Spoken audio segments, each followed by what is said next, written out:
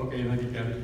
Well, once again, this was kind of an experimental idea here. Can we kind of crowdsource ourselves and crowdsource some folks around the net to try to pull together ideas, concepts, issues, barriers and such that we at PPUTRC, which is the 3 states, 4 states now, with Mississippi now being another Pacific state, can think about in terms of what our role might be in pursuit of success and solutions in counter-drone.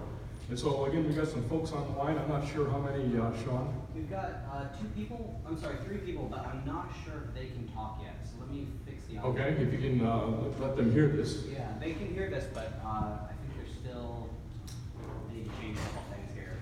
Okay, well, Sean's playing with the IT. Just this first chart just is kind of nominates the problem. We certainly have heard enough about it in various places. It's on the news every day. Just a couple of pictures of notional issue of a lot of swarms in the sky.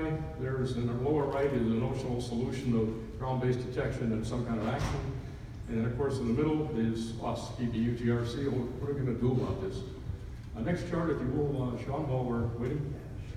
Actually, oh wait, that might not be able. So let me go ahead and switch over for it. Okay. I just put together a number of quotes that have been given to me in the last year or so in this game, and just show them to you, and I'm going to ask everybody to bring their ideas forth as well. You may debate these. I'm not going to justify them. They simply are statements people have made. There's a warrior at PACOM saying, every meeting we have at PACOM begins with a question. This is whether it's Army, Air Force, Navy, or Marine Corps. And what's the latest you guys have heard about counter-drone? That's the first question at every meeting out there. Second quote is the Honolulu Police Department saying, hey, what do you got in counter-drone, and when can we get a hold of it? Third one is a battalion commander at LA County Fire, who said, hey, we know when we roll on the scene, they're there, they're going to be in the sky. A little bit different take on counter-drone, but how do we know who they are, and how do we take them over and make them useful to us? Fourth one down is really interesting. This is an LA movie maker who uses drones. He says, when I'm out there, I jam everything in the video down in my domain except my channel. I got to protect my operation. That's probably a little illegal. The next one down is the Coast Guard saying, how do we crowdsource drones at the beach when we show up on a search and rescue or a surf rescue situation? And then the last one was, this is some folks who might be on the line who addressed the problem at the Rose Bowl and Rose Parade last year, where they were instructed to do something to keep the drones from being a problem at those 2 events. The lower picture here is just plain old Wi-Fi analyzer. It's a free application you can put on your cell phone. And this is my wife and I doing patrol work at an event in Honolulu late at night. There's a bunch of drones flying in the no-fly zone, and they're flying at night. Just on Friday, we were coming back from a meeting, walking through Waikiki, and just about the time the fireworks went off down at the Hilton, and turned on the Wi-Fi analyzer. The Wi-Fi analyzer was choked with all the drones flying at night, completely illegally. Anyway, they're there all the time. The hotels in Waikiki are very concerned about this because they're concerned about some kind of a fault occurring. The Sheraton launched drone dropping on the Hilton or something like that. It's a really complicated situation. So anyway, the next chart is just our final chart, if you'll do that, Sean. So what do we do about PPUTRC? What are your ideas? What are our ideas? How do we collect those ideas in the next 25 minutes and turn them into a distillation that gives us some guidance on what we can do going forward? George, I think, is recording this, so we're not going to write anything down. The speed of writing isn't going to be fast enough here. So if you've got an idea that adds to the problem statement, if you've got an idea, a piece of a solution, a place we can look, a role for PPUTRC, and so we can together, when we're done with this, pull this all together and chart the way forward, report back to you, and maybe even set up a subcommittee or something that deals with this issue because it is so complex and moving so fast. So around the room and around the net. Again, we got people on the net. I'd like to start here in the room and take our first comment from ourselves here. Okay, going once. Oh, there we go. Begin with educating the public. Educating the public. And that is really an interesting situation. We talked to Jay earlier, and we're going to talk about it during my pitch later. It is very complex. The public has no way to know where to turn. You tell them to turn to the FAA website, you might as well forget it. They're not going to get anything off that they can use. So you're right. We have to do an educate educational campaign, maybe PPUTRC can take that on as a component of our outreach and make it very simple so people don't get turned off by it because it's hard to understand. Great. Another comment, please. Got it wrong. Oh, there we go. Okay. Working for a software solution with the manufacturers. Probably 80% of these are DJI products. And if you contact DJI and work where the aircraft knows where it is, so if it's in a no-stop fly zone, the aircraft won't be able to turn on, or if it's after the hours of flying, it won't be able to turn on. You won't be able to use it. I think that's the only way to do it. Otherwise, you get into very expensive and exquisite solutions across the board. But if you work with the manufacturers in the first place, they could literally flash an update overnight. You wouldn't be able to do it anyway.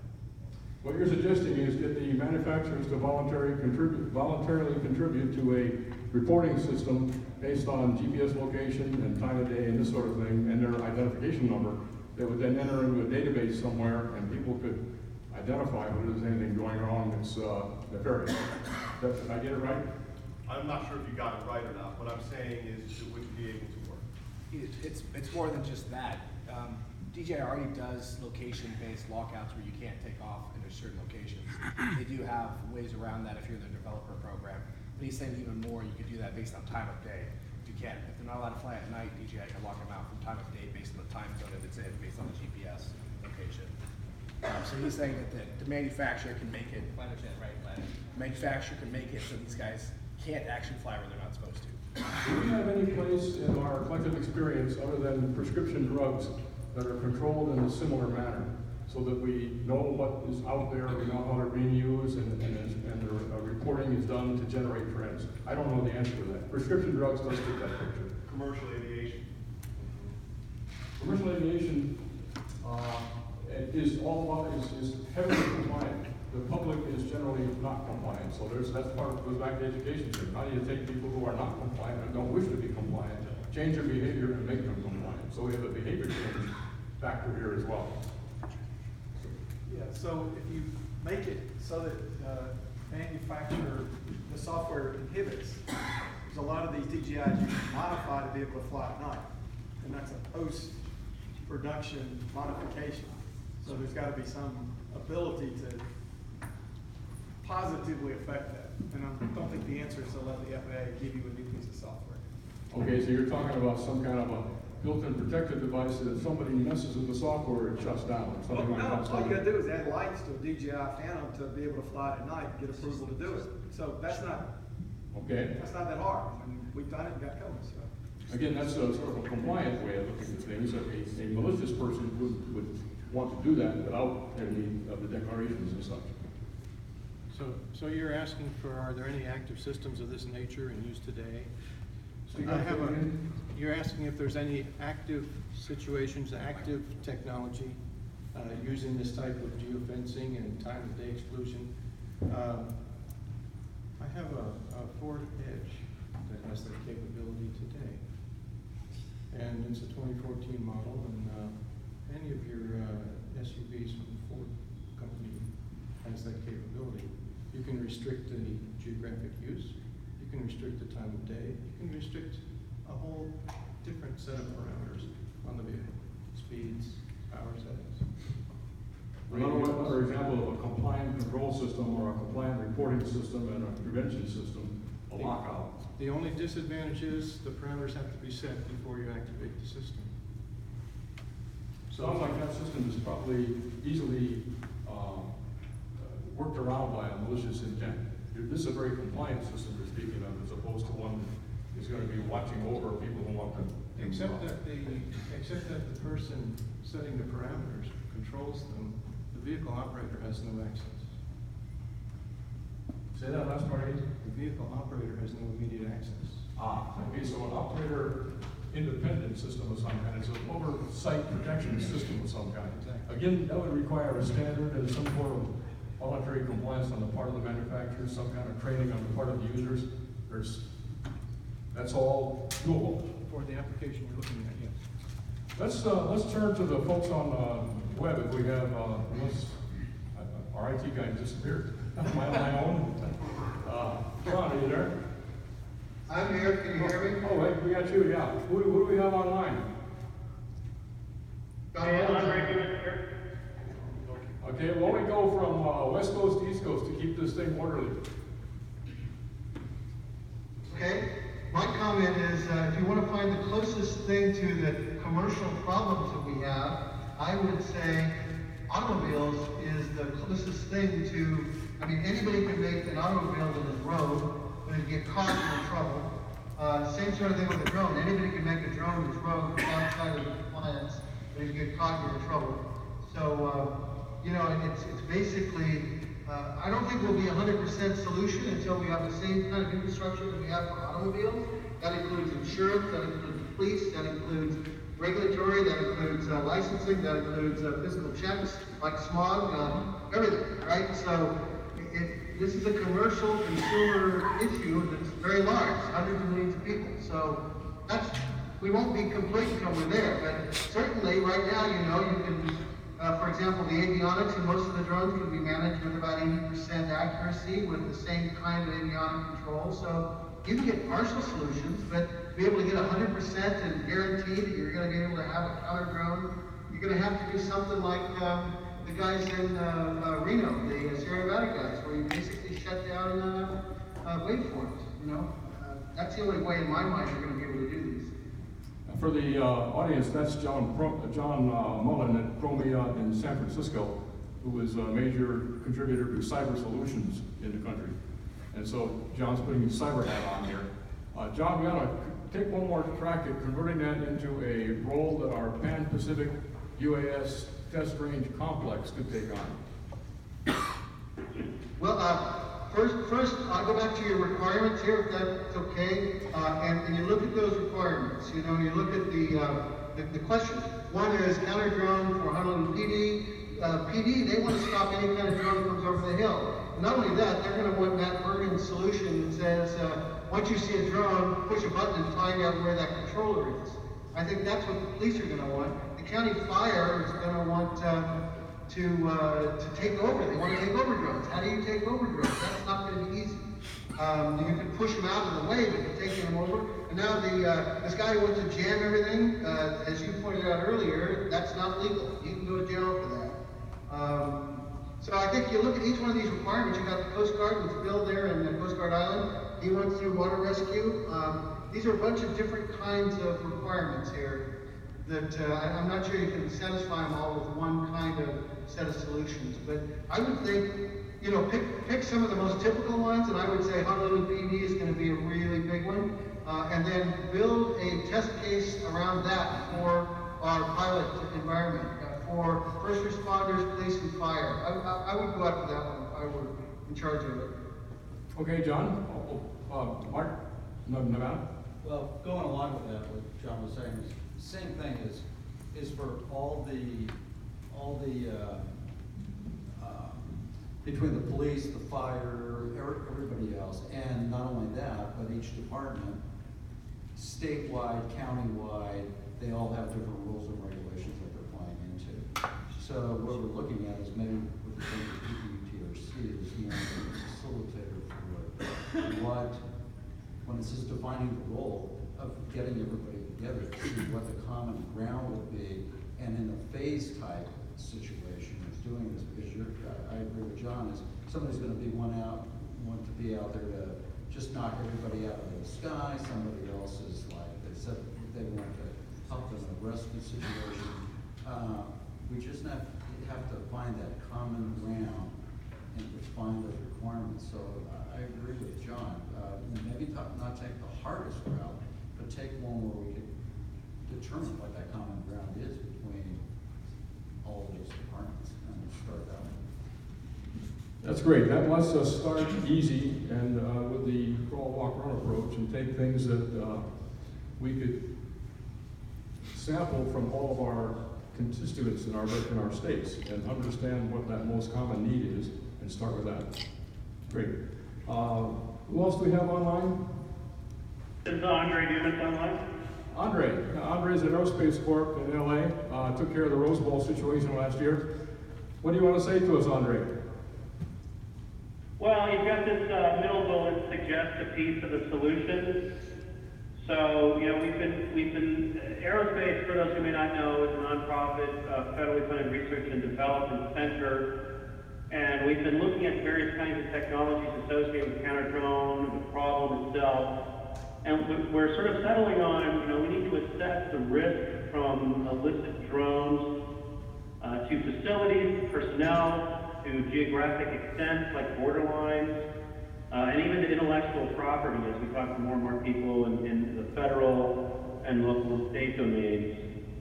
And, when we look at facilities and places that they're going to protect, we're sort of moving to a more sort of holistic geospatial analysis that might include things like modeling an area in 3D, doing modeling simulation, looking at places that might be more at risk versus others, areas where people might want to operate from, and how that maps to operational scenarios and personnel availability.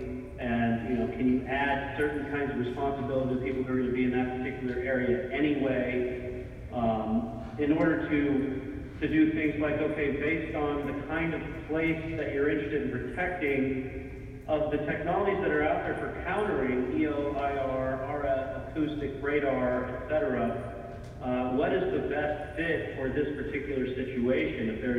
If there's not visual line of sight or some kind of visual occlusion, you don't want to do VOIR. You're looking more at an acoustic solution or an RF solution. If we fast forward in the future, we've got an integrated solution that's packaged. And so, these are the kinds of thoughts as we work with some of the federal customers that are going into this sort of counter-UAS playbook that leads to a sort of semi-permanent solution that comprises both operations and technology. It's got to be both. So that's kind of the view from here at Aerospace in El Segundo. Thank you, Andre. And the first part of what you said is congruent with what Nevada said. Let's understand the requirements from a broad perspective, including infrastructure and others who might determine that they need some protection. So if we get just that first part on, that's enough of a task right there. But that's the second time we've heard that. Okay? And we have caller 01 on the line. Caller 01? That might have been me. Oh, okay. Actually, we have you listed as Andre Newman as well. Oh, if he is logged in with his computer and Oh, I see. Okay, so we have two. Anybody else online? That's it? Okay. We had about 6 invited, 2 showed. 30%. Anyway, let's take, you had a comment. Well, yeah, I work with,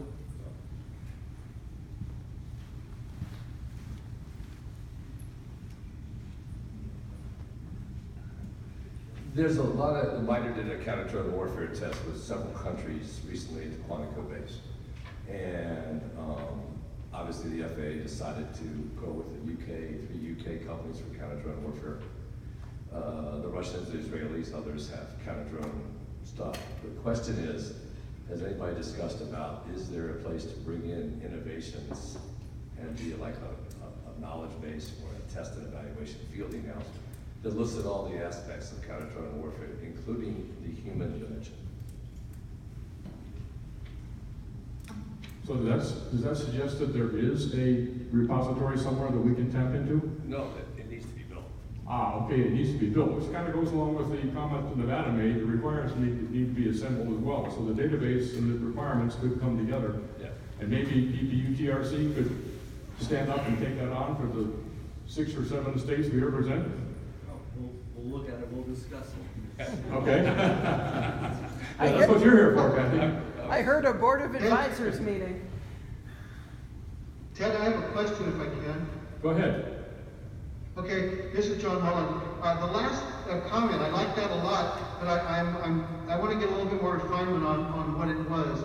I'm used to playbooks where you've got basically you see your adversary do one thing, and then you have a situational awareness, and then you have a course of action. So it's a back and forth, back and forth, back and forth. When they do something, you can do this. When they do something, you can do this. Da da da da da. So I'm thinking what you said is an entire playbook map, almost like game theory, where if you see these things, now you can do this, or here are the options you have to go forward in counter-drone. Does that fit into what you were talking about or not?